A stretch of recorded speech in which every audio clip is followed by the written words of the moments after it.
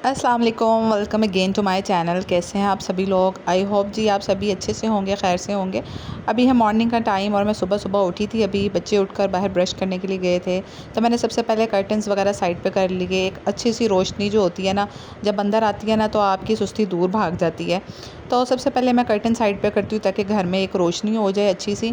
और अभी मैं किचन में आ गई थी नाश्ता बनाने के लिए, तो किचन का पीछे वाला दरवाज़ा मैंने खोल दिया था। आज ना ठंडी ठंडी सी हल्की हल्की सी हवा चल रही थी, तो हब्स काफ़ी कम था, तो बहुत अच्छी सी फीलिंग हो रही थी इस टाइम पे। और किचन में सारा साफ़ करके सोई थी रात को।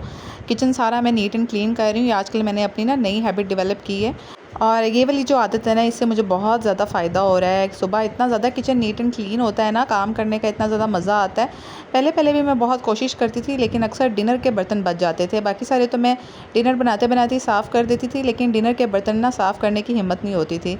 लेकिन अब मैं ना स्पेशली जो है वो डिनर के बर्तन भी साफ़ करके, शेल्फ़ चूल्हा सब साफ़ करके सोती हूँ, तो बहुत अच्छी सी फीलिंग आती है सुबह। अभी जनाब ये मैं पीने लगी थी चिया सीड्स, और आप लोगों ने इसका नाम भी सुना होगा, काफ़ी ये मशहूर रहे हैं चिया सीड्स। और ये मैंने ना भिगोए थे थोड़ी देर पहले ही, 1-1.5 घंटा हो गया था। तो वैसे तो आप इसको ओवरनाइट भिगो के रखें तो ज़्यादा अच्छा होता है, लेकिन 1-1.5 घंटे में भी ये अच्छे से भीग जाते हैं।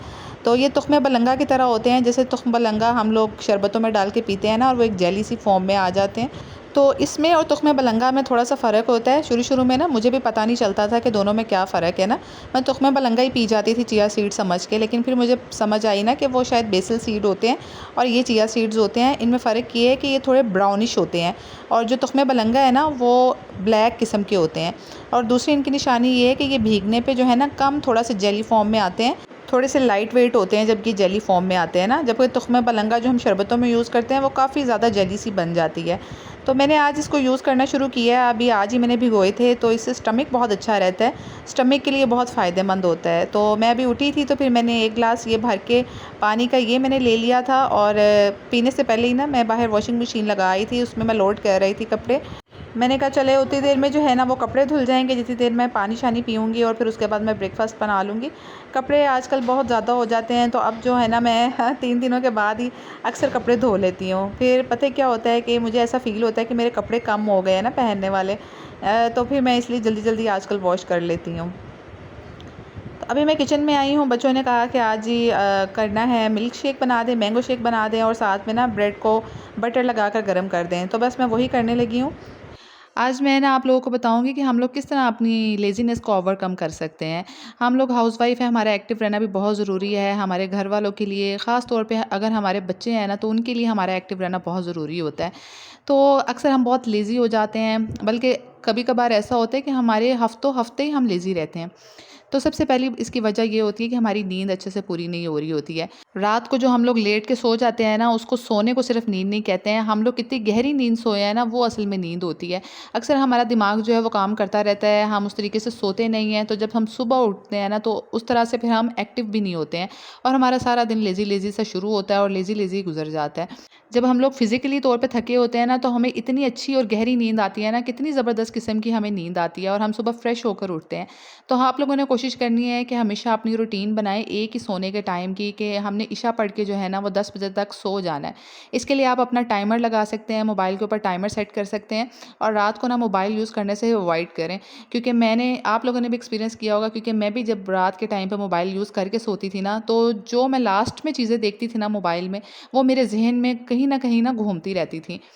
तो कभी कोई ऐसी न्यूज़ देख ली, कुछ इस तरह का अजीब-सा वाक़या देख लिया मोबाइल के ऊपर, या कुछ भी ऐसी न्यूज़ देख ली ना, तो वो दिमाग में गर्दिश करती रहती है कहीं न कहीं, और नींद अच्छे से नहीं आती है। तो इसलिए जो है ना, रात के वक़्त सोने के टाइम पे मोबाइल बिल्कुल भी ना पकड़ा करें। आपको पता है आपने 10 बजे सो जाना है ना, तो मोबाइल उस टाइम पे बिल्कुल भी यूज़ ना करें।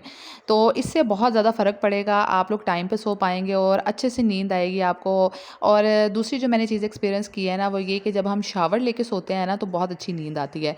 तो रात को सोने से पहले जो है ना, वो ज़रूर एक दफ़ा शावर ले लिया करें, और उससे बहुत अच्छी नींद आती है। और दूसरी मैं आपको एक मज़े की बात बताऊँ, कि जब से मैंने अपने पाँव का मसाज करना शुरू किया है ना, उससे भी बहुत अच्छा जो है ना इस पे फ़र्क पड़ता है रात की नींद पे। خاص طور پہ جب آپ اپنے پاؤں کو پکڑ کے پاؤں کے جو تلوے ہوتے ہیں نا ان کے مڈ میں جب آپ اپنے انگوٹھوں کے ساتھ مساج کرتے ہیں نا تو بہت زیادہ سکون ملتا ہے. یہ کر کے دیکھیے گا. کوئی بھی لوشن لے لیں, کوئی آئل لے لیں, میں تو لوشن لے لیتی ہوں اور اپنے پاؤں کا نا مساج کرتی ہوں. اور درمیان سے آپ نے اکثر سنا بھی ہوگا کہ ہمارے ہاتھ پہ اور پاؤں پہ نا ایکیو پریشر پوائنٹس ہوتے ہیں. ایسے پوائنٹس ہوتے ہیں جن کو جب دبایا جائے نا تو اتنا زیادہ اسٹریس بھی ریلیز ہوتا ہے اور آپ کو بہت سکون بھی ملتا ہے. تو جب بھی میں رات کو پاؤں کا مساج کر کے سوتی ہوں نا تو مجھے اتنی اچھی سی فیلنگ آتی ہے نا, اس طرح لگتا ہے جس طرح میرے پاؤں پہ جو تھکاوٹ ہے نا وہ ساری ریلیز ہو رہی ہے. تو یہ والا بھی آپ ضرور ٹوٹکا کر کے دیکھیے گا تو آپ کو بہت اچھی نیند آئے گی. تو جب ہم اچھے سے سوئیں گے نا تو صبح کے ٹائم آپ فجر کے ٹائم اٹھیں, جلدی الارم لگائیں, فجر کے ٹائم اٹھنے کی عادت ڈالیں تو آپ اتنے ایکٹیو ہوں گے نا. اور دوسری جو ٹپ ہے نا وہ یہ ہے کہ آپ فجر پڑھ کے سوئیں بالکل بھی نہ. ہم لوگوں کی عادت ہوتی ہے نا, میں نے خود اپنی عادت پہ اتنا مشکل سے یہ قابو کیا ہے نا کہ مجھے فجر پڑھ کے نیند نہیں بھی آ رہی ہوتی تھی نا تو دماغ میں ایک چیز ہوتی تھی کہ بس سونا ہے, سو جاؤں میں کسی طرح نا. تو یہ والی جو چیز ہے نا اس سے کیا ہوتا ہے کہ پھر ہمارا سارا دن لیزی ہو جاتا ہے. ہم لوگ جو ہے وہ 11-12 بجے کے قریب اٹھتے ہیں اور اس ٹائم پہ سورج اپنا آدھا دن مطلب گزر چکا ہوتا ہے, سورج ہمارے سر پر ہوتا ہے. اچھا جی, اس ٹائم اٹھنے سے کیا ہوتا ہے کہ اتنی زیادہ کوئی لیزینس ہو جاتی ہے, اتنی سستی کا شکار آپ ہو جاتے ہیں کہ بالکل جسے کہتے ہیں نا کہ سستی چھا جاتی ہے آپ کے اوپر. تو پھر تو آپ مشکل سے ناشتہ کرتے ہیں, آپ کا دل بھی نہیں کرتا کوئی کام کرنے کو. وہ اسی وجہ سے ہوتا ہے کہ صبح میں برکت ہے. صبح کے ٹائم جو انرجی ہوتی ہے نا آپ کے پاس, جو سورج سے ملتی ہے, جب سورج صبح نیا نیا نکلتا ہے, وہ انرجی اس ٹائم نہیں ہوتی ہے جب آپ 12 بجے اٹھتے ہیں.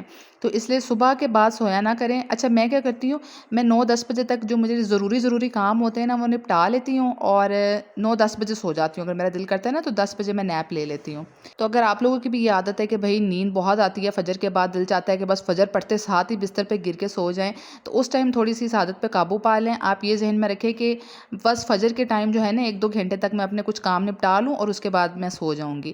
تو اس کے بعد آپ آرام سے 9-10 بجے 1-1.5 گھنٹے کا نیپ لے لیں اور یہ نیپ آپ کو دوبارہ سے بہت زیادہ ایکٹیو کر دے گا.